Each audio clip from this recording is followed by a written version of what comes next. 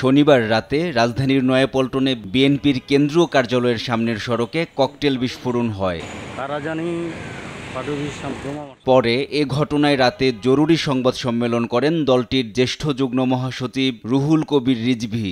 গণতান্ত্রিক পরিবেশ কেমন হওয়া দরকার, এমন ঘটনা প্রকাশ্যে না ঘটায় কারো নাম নেওয়া হচ্ছে না উল্লেখ করে তিনি বলেন, তবে এটা বের করার দায়িত্ব অন্তর্বর্তী সরকারের। এমনকি পরিবেশ নষ্ট করার ক্ষেত্রে যদি রাষ্ট্র জড়িত থাকে তাহলে তার পরিণাম ভালো হবে না বলেও হুঁশিয়ারি দেন তিনি। প্রকাশ্যে যেহেতু দেখিনি, এটিকে প্রকাশ করার দায়িত্ব সরকারের।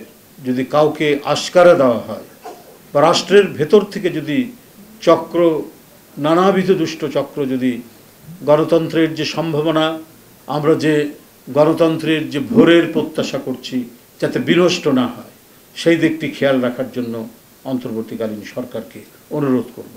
ককটেল বিস্ফোরণ ঘটিয়ে বিএনপিকে দমন করা যাবে না উল্লেখ করে রিজভী বলেন, বাংলাদেশকে কোনো দেশের তাবেদার বানানো যাবে না।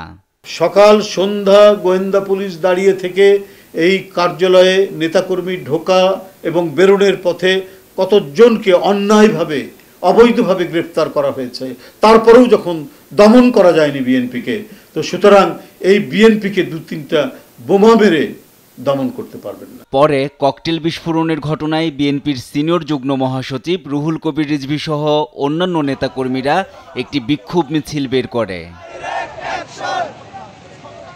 এনআই নাহিদ, দেশ টিভি, ঢাকা।